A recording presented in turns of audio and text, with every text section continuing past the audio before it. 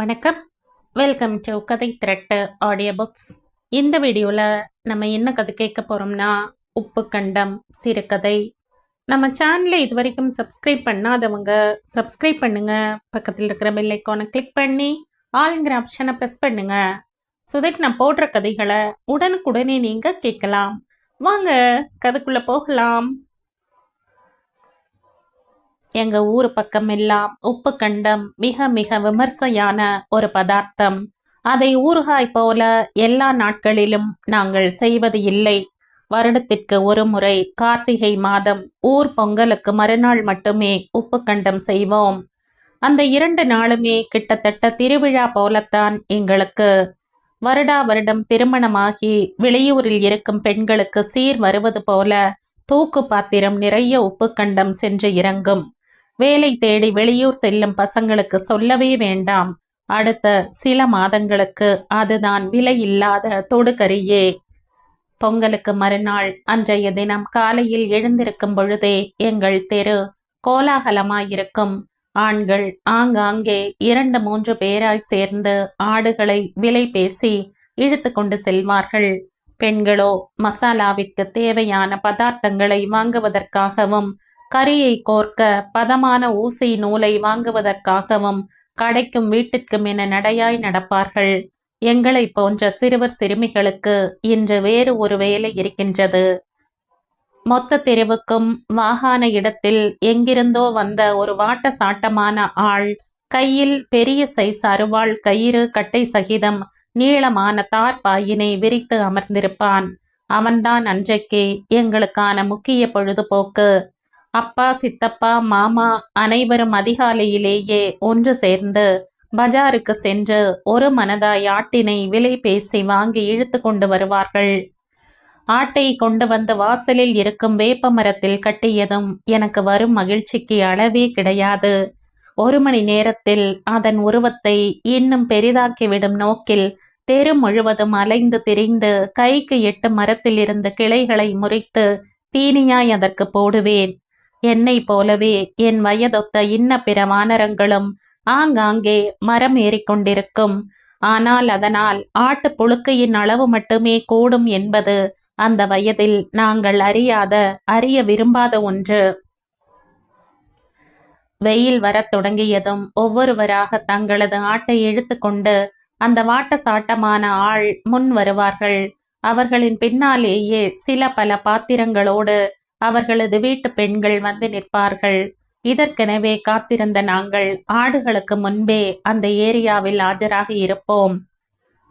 வாட்ட சாட்டமானவன் தன் கூலி பேரும் சுமூகமாய் முடிந்ததும் அப்பாவியான ஆட்டினை இழுத்து கட்டையின் மீது வைக்கும் நொடியில் அதன் பார்வையை தாங்கும் சக்தி எனக்கு எப்போதும் வந்ததில்லை.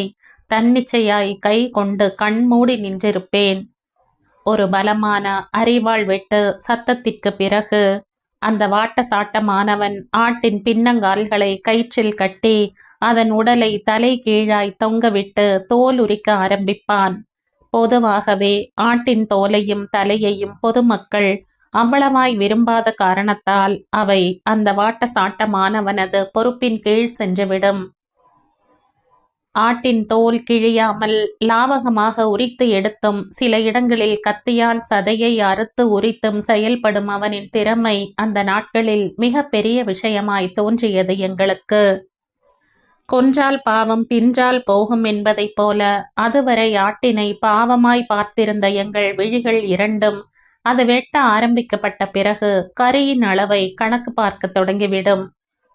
வாட்ட சாட்டமானவன் ஆட்டினை வெட்ட வெட்ட ஆட்டின் உரிமையாளர்கள் அதன் உடல் உறுப்புகள் ஒவ்வொன்றையும் ஆளுக்கு பாகம் பிரிக்க தொடங்குவார்கள். அப்போது எப்போது எங்கள் ஆடு வெட்டப்படுகிறதோ அப்போதே எனக்கான வேலைகள் ஆரம்பித்துவிடும். ஆடு வெட்டப்பட்டதும் அம்மா கரியினை தலைமேல் சும்மாடு போல வைத்து பாட்டியின் வீட்டிற்கு தூக்கி வருவாள். வீட்டிற்கு வந்த பிறகு எங்களுக்கும் சித்தப்பாவிற்கும் மாமாவிற்கும் பாட்டியே பார்த்து பார்த்து பாகங்களை பிரித்து கொடுப்பது எங்கள் வீட்டு வாடிக்கை. ஆட்டு எலும்புகளை குழம்பிற்கென தனியே தரம் பிரிப்பது என் வேலை. எலும்பில்லாத ஆட்டுக்கறியையும் கொழுப்பு கரியினையும் எடுத்து உப்பு கண்டத்திற்கென சரியான அளவில் சிறிய அளவு துண்டுகளாக அறுத்து தனியே எடுத்து வைப்பது என் அம்மாவின் வேலை. இதற்குள் என் பாட்டி மசாலா வகையறாக்களை தனியே தயாரித்து முடித்திருப்பார். சம அளவு சீரகத்தூள், மல்லித்தூள், மிளகாய்த்தூள், மஞ்சள் தூள், அளவாய் உப்பு, சிறிதளவு பெருங்காயம் கலப்பார்கள். கறியில் மசாலா தடவ வசதியாய் ஒரு பெரிய சைஸ் தாம்பாளத்தை எடுத்துக்கொள்வாள் என் அம்மா. கறியையும் மசாலாவையும் கலக்கும் பொழுதே அதன் வாசனையில் சித்தம் கலங்கி எனக்கு ஜொள்ளு ஊற்றிவிடும். அந்த அளவிற்கு அதன் சுவைக்கும் வாசத்திற்கும் நான் அடிமை.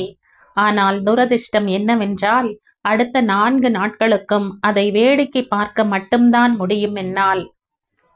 கோணி தைக்கும் ஊசி அளவிற்கு பெரிதான ஊசியில் பழங்காலத்து கோதுமை மாடல் சங்கிலியின் அளவிற்கு குண்டான கயிற்றினை கோர்த்து ஒவ்வொரு துண்டு கறியையும் என் அம்மா கோர்க்க கோர்க்க நான் அருகில் அமர்ந்து எத்தனை துண்டுகள் உள்ளதென்று அவற்றை எண்ணிக்கொண்டிருப்பேன்.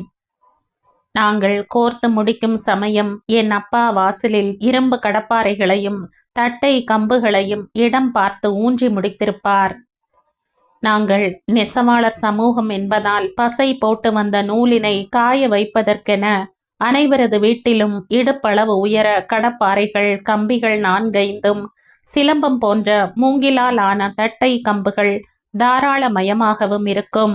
அவற்றைத்தான் அப்பா வெளியே தோரணம் கட்ட தயார் செய்து வைத்திருப்பார். அம்மா தோரணம் போன்ற உப்புக்கண்ட மாலையினை எடுத்து வந்ததும் இடம், பொருள், உயரம் என பல நுணுக்கங்களை பார்த்து இருவரும் கட்டி வைப்பார்கள். அன்றைய நாள் எங்கள் தெரு முழுவதும் உப்புக்கண்டம் தோரணம்தான் தொங்கிக் கொண்டிருக்கும். இத்தோடு எங்கள் வேலை முடிந்தது. இனி காக்கையும் நாயும் அதை நெருங்காமல் காவல் காப்பது என் தம்பியின் வேலை. அதற்கென லஞ்சமாக அவனுக்கு பாட்டியின் கைவண்ணத்தில் உருவான ஸ்பெஷல் இரத்த பொரியல் கிடைக்கும். இதற்குள் பாட்டி அடுப்பங்கரையில் விருந்து உணவு போல ஒவ்வொரு பாகத்தையும் ஒவ்வொரு விதமாய் தயார் செய்து முடித்திருப்பார். வந்த பசிக்கு அத்தனையையும் வதம் செய்துவிட்டு வெளியே வந்தால் உச்சி வெயிலில் உப்பு கண்டம் நீர் வறண்ட நிலைக்கு வந்திருக்கும். பார்க்கும் போதே அதை அப்படியே கடித்து தின்றுவிட வேண்டும் எனும் மனதை புடுங்கிட்டு போயிடும். கம்முனிரு என்ற புத்தியின் சொல் சற்றே கட்டுப்படுத்தி வைக்கும். மாலை வெயில் தாழத் தொடங்கியதும் அம்மா ஒரு பெரிய தூக்குவாளியை கொண்டு வந்து தோரணத்தை அவிழ்த்து வைப்பாள். அடுப்படிக்குள் எங்கள் கைகளுக்கு எட்டாதபடி உயரமான ஒரு எஸ் வடிவ கொக்கியில் அந்த தூக்குவாளி தொங்க விடப்படும். தரையிலோ ஷெல்ஃபிலோ அதை வைத்தால் எறும்புகள் எங்களை முந்திக் கொள்ளும் என்பதால் இந்த ஏற்பாடு. அடுத்த நாள் காலை அதை மீண்டும் இறக்கும் நேரம் எந்த வேலை இருந்தாலும் அதை விட்டுவிட்டு நான் அடுப்பங்கரைக்குள் ஆஜராகி இருப்பேன்.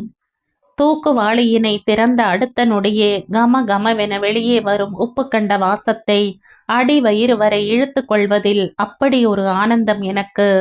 2ஆம் நாள் முதல் உப்பு கண்ட தோரணத்திற்கு காவலுக்கென ஒரு ஆள் போட தேவையில்லை. கறி கொஞ்சம் காய்ந்து விட்டாலே காக்காவும் நாயும் அதை சீண்டுவதில்லை.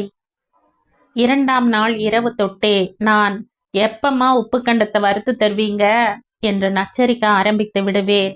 3ஆம் நாள் கறி 90% காய்ந்து முருகலான நிலைக்கு வந்திருக்கும். எங்கள் ஊர் வெயிலின் மகிமை எப்படி!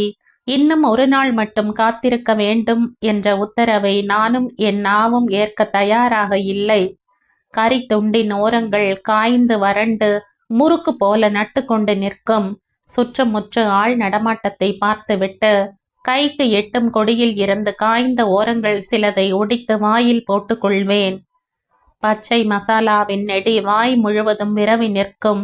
இருந்தும் எனக்கு அதை பற்றி கவலை இல்லை. சில நொடிகள் ஆசை தீர மென்ற பிறகு பச்சையான கறித்துண்டு பபிள் கம் போல தனியாக பிரிந்து வரும். பச்சை பிள்ளை போல அதை கீழே துப்பிவிட்டு விளையாட ஓடிவிடுவேன். அன்றும் அடுத்த நாளும் என் ஆசையை தீர்க்கும் வழி அதுதான்.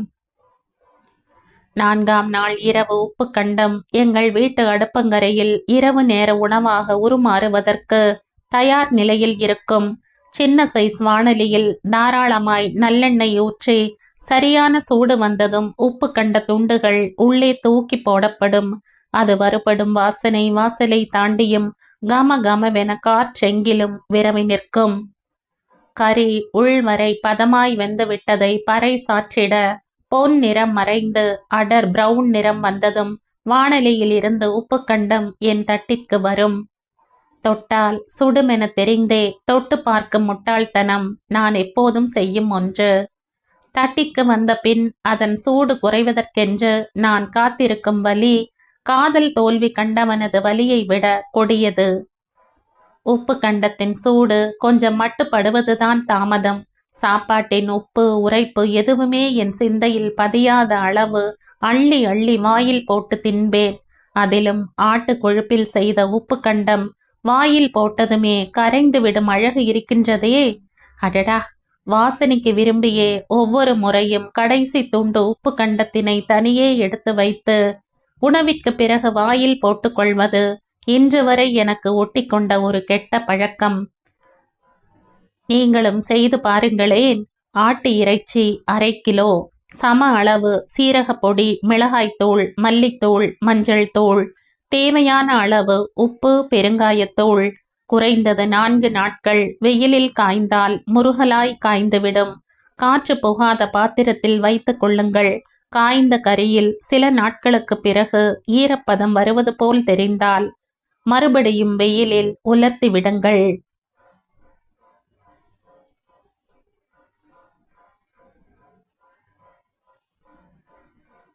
இதோடு இந்த கதை முடியுது. இந்த கதை உங்களுக்கு பிடிச்சிருந்தா லைக் பண்ணுங்க, ஷேர் பண்ணுங்க, சப்ஸ்கிரைப் பண்ணுங்க.